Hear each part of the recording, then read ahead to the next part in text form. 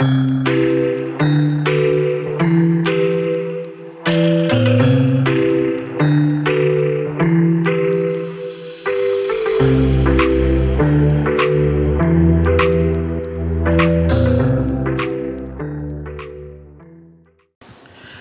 y'all, this is Marley K. Hope everybody is doing well. Got a story that I want to share with you from this is Capital News, capitalbnews.org.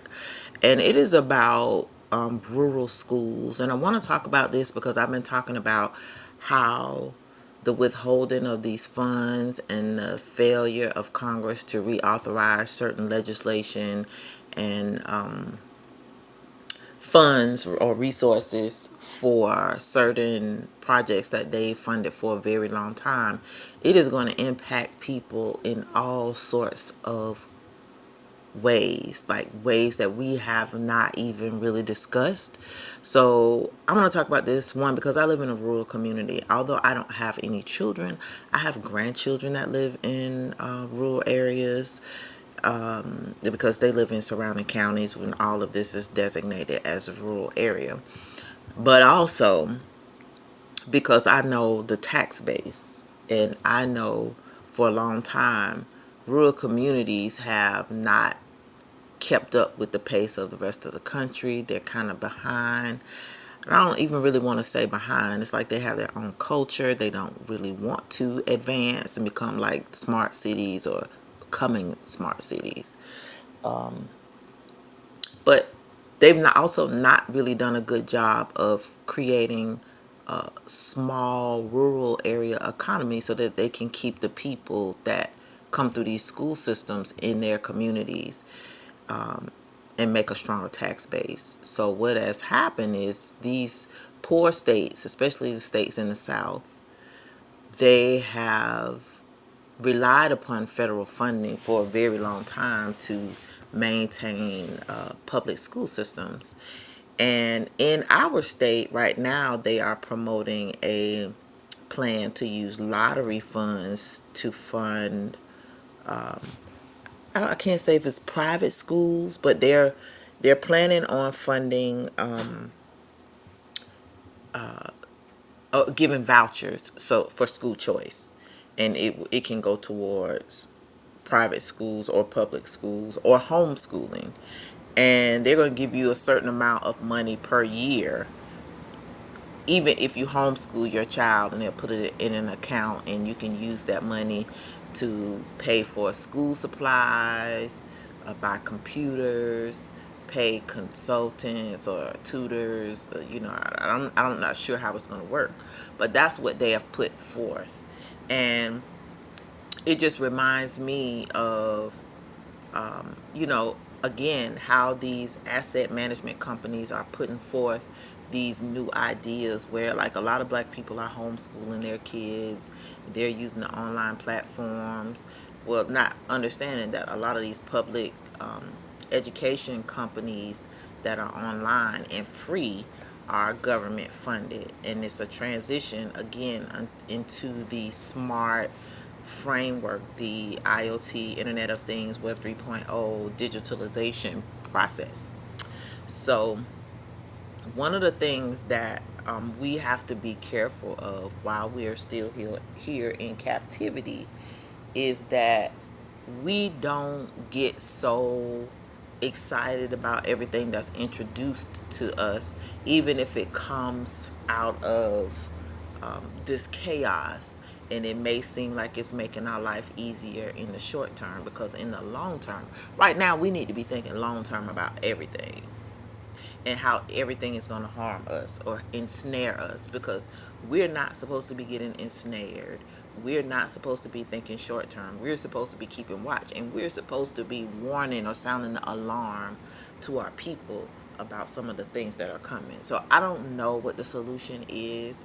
The status quo wasn't good, but if we go back to the status quo, the things of the past, it does give us a little lifeline or a little time to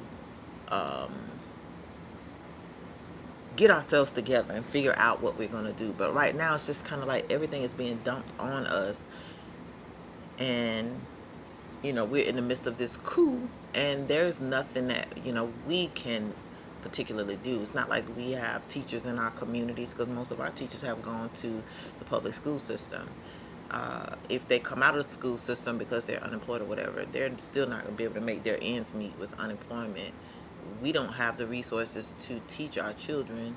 I don't know. It's a really crazy time, but I just wanted to put this on our minds so that we can think about how we're going to educate our children if they're at home. I have a friend who said that the kids don't need no education when everything go to hell in the handbasket. They're gonna be working like the rest of us. They're gonna be planting planting trees, planting fruit trees, and growing, digging in the garden, and helping haul wood like they did on the old cowboy movies. When nobody going to school, people was working on the farms. So that may be the time that we're going back to. So I don't want to shock anybody, but it's a huge possibility that where you live, you may not have schools. You may not get school funding. It depends on your state legislature, and if your state legislature is racist and ready to go back to Jim Crow, what we going to do? So anyway, Congress failed to renew a critical funding program for rural schools. With a March deadline looming, will lawmakers renew the vital support? So majority black rural school districts in Mississippi, like the one where Jacqueline Brown has taught for 17 years, cannot afford budget cuts. It's already difficult to recruit a certified math teacher or offer additional incentives to retain experienced educators who are nearing retirement in a rural area, she said. And that's the other thing. They put all these criteria. You got to go back to school and get certifications so you can go get into debt and be a debt slave. But then when you go back and get the certification, you don't make enough money to pay for the education or to live. So, and then when you go to a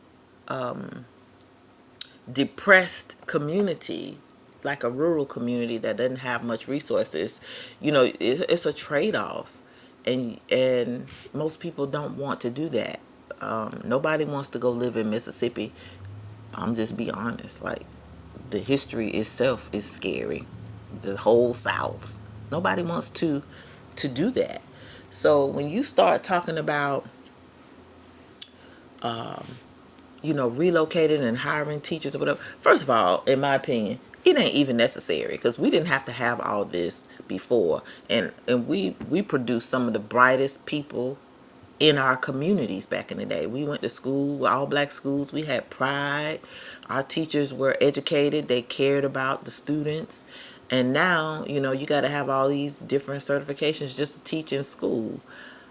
You don't have to have those things in other schools, like public charter schools that are starting up in little rural districts and other like homeschool communities.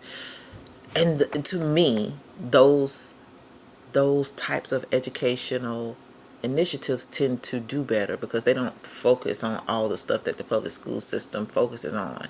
And what the public school system is focusing on ain't producing no better children anyway. Look at these children today. These children is about retarded when they come out of school.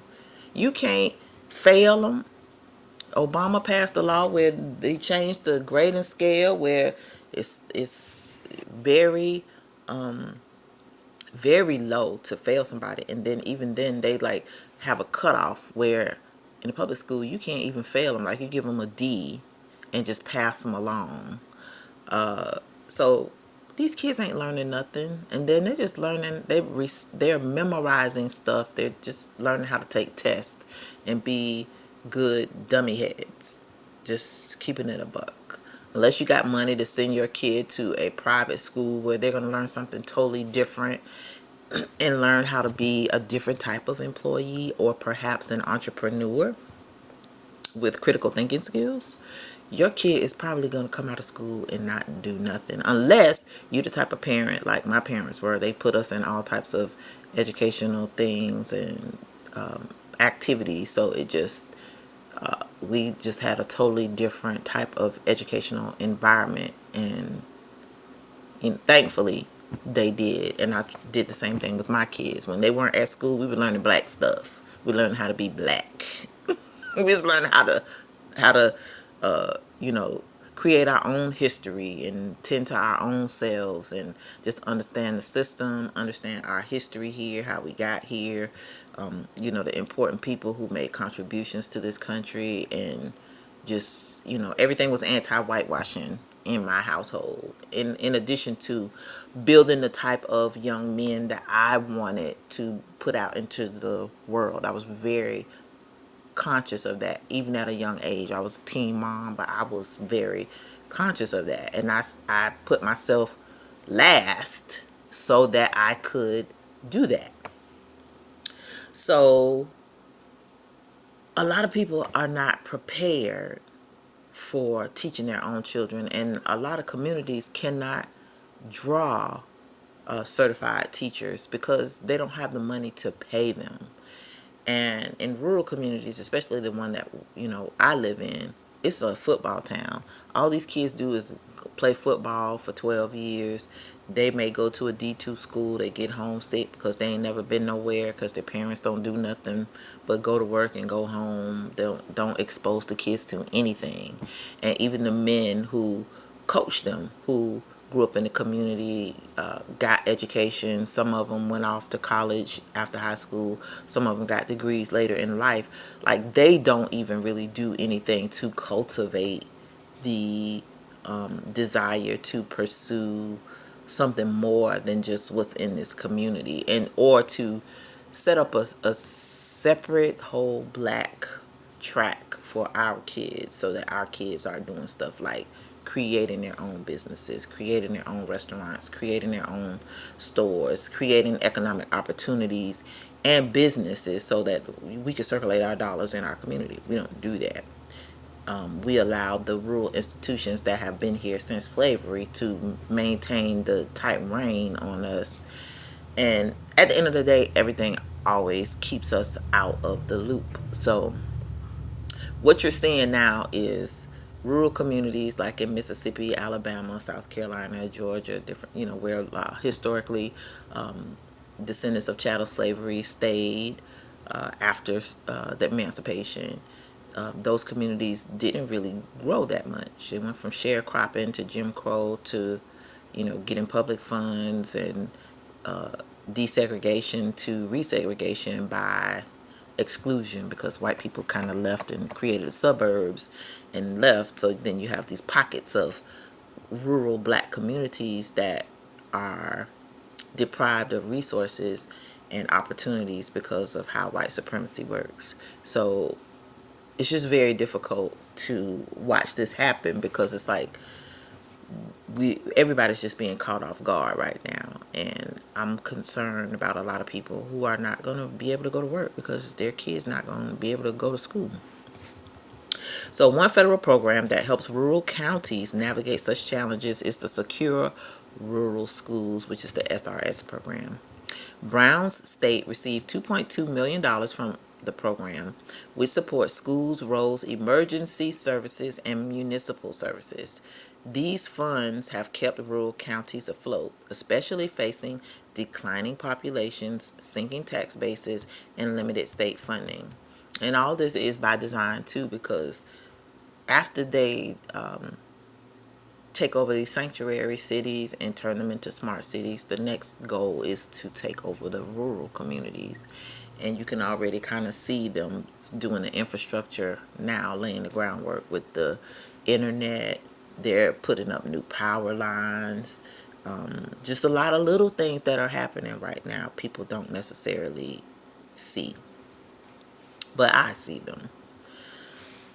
So it says, but last month, as Congress scrambled to prevent a government shutdown, lawmakers failed to renew funding for the program. As a result, rural communities in over 700 counties will lose millions of dollars, forcing counties to delay road improvements and school districts to consider staff layoffs and cuts to extracurricular activities or after school programs. That is what is going to hurt our people. Because if you don't have sports, that's some people's child care after school. and after school programs so kids can stay at school while parents work, or until they can get there to pick them up, or just to keep the kids out of trouble, because there's nothing for kids to do now, because we don't have parks and recreation like we used to. So a lot of things are changing, and our people just seem oblivious to everything. We just don't have no safety nets for each other, and it's really disheartening. Education advocates worry the lack of resources could further deepen existing disparities, especially for Black rural communities that are often invisible to policymakers. Quote, every student should have access to opportunities and resources, and it shouldn't be determined by the zip code, said Becky Pringle, president of the National Education Association. Quote, kids need access to a science lab, but they also need access to arts and music. They also need access to after school programs and sports. They also need a rich, diverse, inclusive curriculum. Well, there they go with the diverse and inclusive curriculum. They can't have it all because they don't have the resources. We should be determining what we need, and I bet you Becky Pringle is not Black.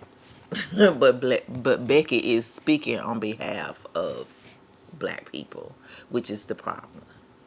Now, while she is right, she does not know what we need, because she's white. And she's not going to ever advocate for our needs, because if she truly did, she would not have that job. She's there because she's safe, and she is status quo. She does what white women do. They come in, they like social workers, and no matter where they are, they're always taking over our issues, getting the money, talking about our problems, and acting like they helping us, but don't really see how they are the problem. So it says, in 2016, the only other year the program's funding expired, one school district in California couldn't afford to make repairs to school buildings, which caused toxic mold outbreaks at several campuses. If Congress does not address the funding shortfall, the superintendent fears the district will have to downsize, which will lead to bigger class sizes and fewer enrichment programs. In Southeast Alaska, school leaders say the funding loss will be dramatic, as school districts there are already facing budget deficits.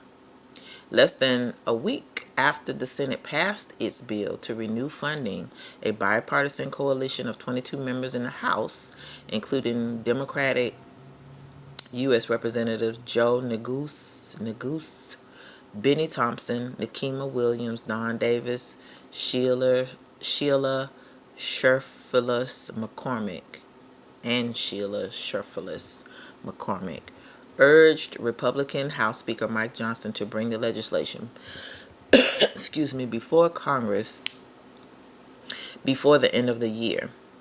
Despite the plea, Johnson did not bring the bill to a vote on the House floor before the end of the congressional session, leading to its failure. It wasn't due to the opposition or lack of support that it didn't get passed. It was a thing of timing, Thompson told Capitol B. I just think we didn't have enough time to get it across the finish line. I would say that we had a little small thing, like a presidential election, that took a lot of time away from it, he said. A lot of us are still here, and we see the benefit of the program. Don't be disheartened. I'm convinced that before the funding runs out, we'll have to reauthorize it. There will be one opportunity to pass a bill before the final budget deadline on March the 14th. So how does the Secure Rural Schools program work?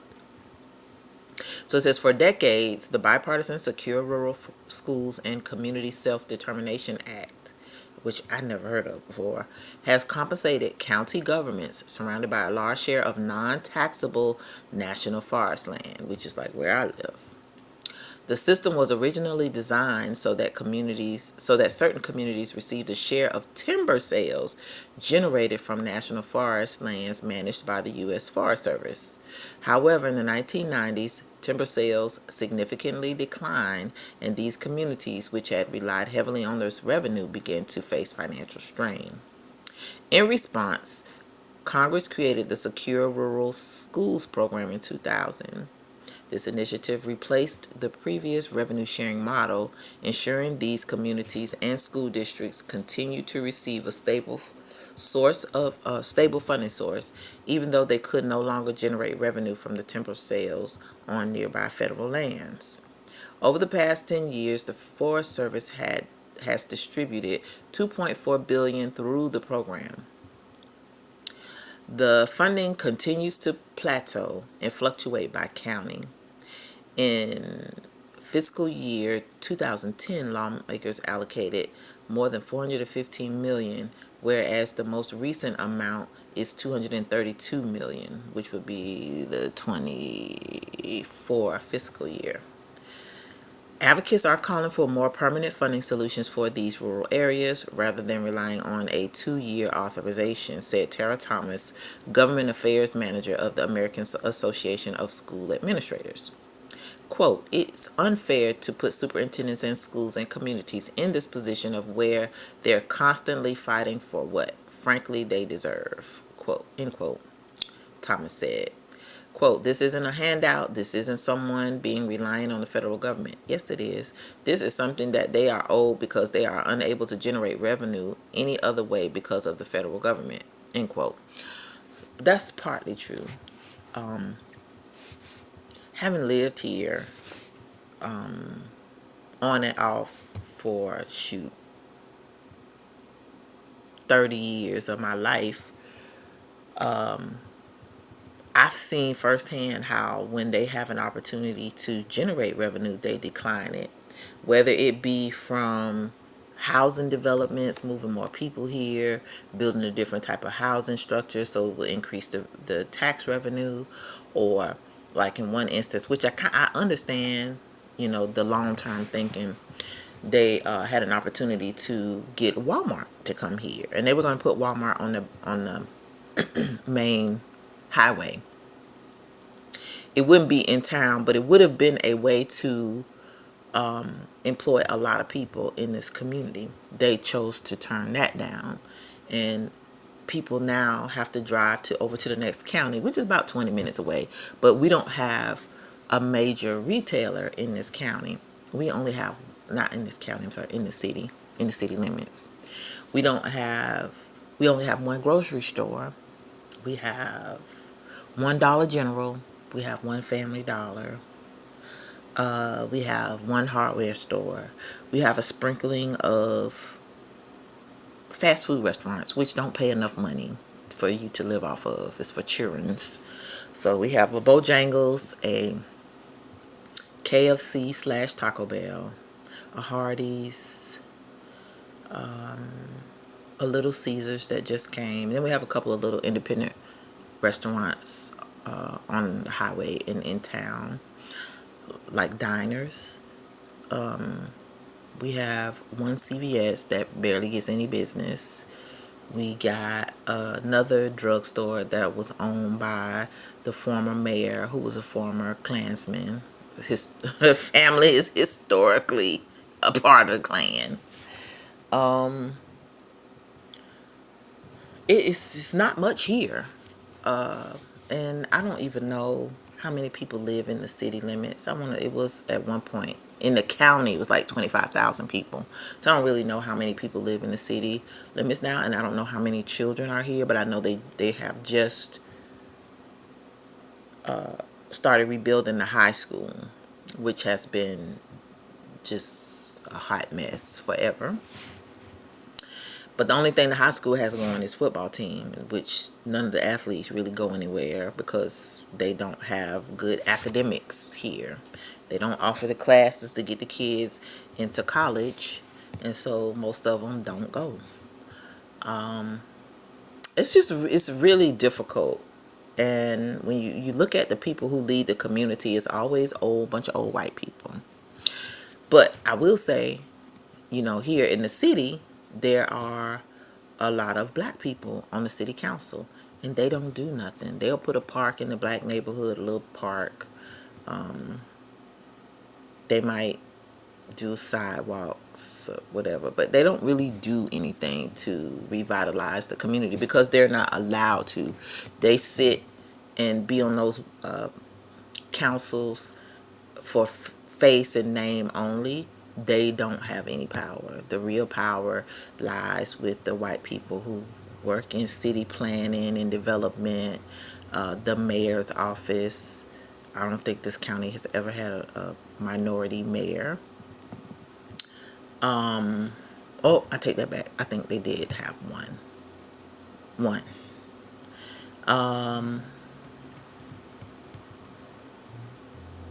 But he didn't do anything. I can attest to that. He didn't do nothing. It's like it's just, they're just in places all across America. When we are in power, we still don't have control because the people who actually make the decisions in other places, they are strategically placed so that you don't, it's like we never connect where the real power lies. And that is the issue when you have the decision to determine what types of businesses come into the community, creating those businesses, attracting those businesses, getting input from the community. Like, that's something that we don't do, and that's something that our people don't do. When they come, they do the same old thing that Democrats do. Most of them are Democrats. We don't hardly have no black Republicans, and they don't do anything that is useful to our community. Even if white people benefit from it, like, they just don't think that way. And even if they did, white people just are if they're there on a council or on a board, their job is to police black people and make sure they don't do nothing. If they do something, it's for their people, and if they do something for their people, it's whatever little tokens they allow them to do. It's not anything that will be life changing or community changing for our people. And if you see changes, you best believe it's not necessarily for our benefit. And that's just my take from working in politics forever and just watching how these systems and these people operate. So, you talk about what people deserve. If you live in a community where your property is devalued and your revenue is not respected, and they don't allow you the opportunity to grow, how can you say you deserve something? A lot of times these people in this community don't even earn enough revenue to pay federal taxes, or if they pay taxes, they get their money back. So they don't have a dog in the fight per se. And it really is like a handout. It's like you don't pay your fair share. It's like you go to the store and you use food stamps, and you don't pay taxes on the groceries that you buy, and you live in subsidized housing, and most of your whole life existence is subsidized by taxpayers. And then you get this money from the federal government for your kids to go to school, and then somebody's telling you, it is and is not your fault that you're poor, kind of, but you're saying it's not a handout. It is a handout because the people in the community are not doing their part to contribute to the economy in a way that improves their circumstances. Now, whether that be by the oppression of self-determination, or just ignorance of how the system works, and the lack of leaders to lead them forward, whatever it is, it's not free money. And rural communities have done a great job of wanting to stay rural, but at the expense of other areas that have not. So now you're getting ready to see rural communities contract to what they should be. And it's going to be difficult because a lot of our people are in those communities, and our people didn't do what they needed to do in order to sustain themselves when this time came. So the decoupling from white supremacy is happening whether we want it to or not. So Ann Levitt assistant executive director of leadership network for the American Association of School Administrators, expressed the funding mechanisms are antique and inadequate. Even though people think we have too much, we simply do not collect enough tax money to meet all the needs that are laid out at the foot of the schoolhouse door. She said, if we say that we value schools, which play a critical role in caretaking and in educating, then we ought to find ways to finance them at suitable and appropriate levels. And I have not, in my long career as an educator, seen any successful effort to do that. So it says, will Congress reauthorize the program under this administration? It's likely the program could be reauthorized this year. I don't know, because it seems like they don't want to give us nothing. They want us to starve to death. So, looking back at 2016, funding for the program lapsed before resuming in 2017. Oregon Public Broadcasting reported that the GOP opposition in the House, and notice it's always the Republicans who oppose um, education. They like a dumb down population because they get to rule over you. And they know who benefits from these resources. So anything that harms black people, they content with. Even if it harms white people, they don't care. Similar to the past session, stalled progress on the bill. County payments returned to a revenue-based system, meaning they received payments based on revenue generated from fluctuating timber sales. In turn, they received significantly lower payments, according to a report by the Congressional Research Service. Some lawmakers are making plans to get a bill passed. Last week, U.S. Representative Marie Gluesenkamp Perez of Washington State wrote House leadership to prioritize extending the SRS program. Congressional leaders such as Thompson of Mississippi and U.S. Senator Ron Wyden of Oregon, a sponsor of the bill, told Capitol B they are committed to getting funds to rural counties. This sad state of affairs, due to congressional Republican failings, is pointless and regrettable. But I am committed to working with anybody, anywhere at the start of the new year who's serious about reauthorizing these vital investments ASAP for rural communities in Oregon and nationwide, Wyden wrote in a statement. Despite this push, Brown, the educator in Mississippi, urged legislators to look at funding through the eyes of what type of society am I trying to build when making crucial decisions that impact students and their communities. If you're in the rural area and you're just trying to have broadband so that kids can have access to the internet, you need as many funds as you can get to give the students the type of society they want to create, or the type of legacy that you want to leave, Brown said. So notice they said they're trying to get these kids broadband internet. They're trying to get them broadband internet so that they can have this internet of things. Kids don't have to go to school, and like it's hand in hand. When you see the big picture, is the internet is so that kids can stay home and go to school, because the parents ain't gonna have no job. Everybody gonna be getting universal basic income. You're gonna rent nothing. You're gonna own nothing, rent everything, and be happy.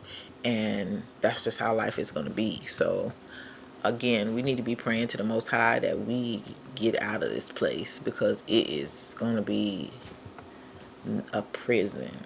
No matter where you live, you're going to be in prison.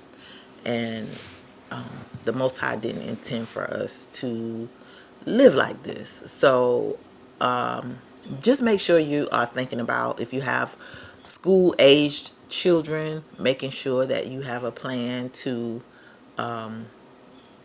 educate them at home that is possibly free from the internet, if possible, depending on what state you live in. But I would be looking at those options, because it's highly possible with this regime that we have, you may not be able to send your kids to school. There may not be any funding. Schools may be closed down. teachers may be laid off, programs may end, bus routes may change, and so we just living in a very fluid situation right now. But you can't rely on nothing, and that's what I want to, impress upon y'all. There's nothing in this society that is going to remain the same, and there's nothing that you're going to be able to trust. So just understand that and be ready for changes, and have a backup plan, because at any time these things can change and we are left hanging. Ask me, because I know. Anyway, just want to share this story with y'all, so keep it in mind. School funding is getting cut left and right, and this is not through the Department of Education. This is a separate program, so they haven't even really talked about the stuff that's going on at the Department of Education. But y'all just keep watch, because I'm telling y'all, they're trying to screw us. They're coming for us. They ain't saying they're coming for us, but they're coming for us. All right, this is Marley K. Love y'all, and I'm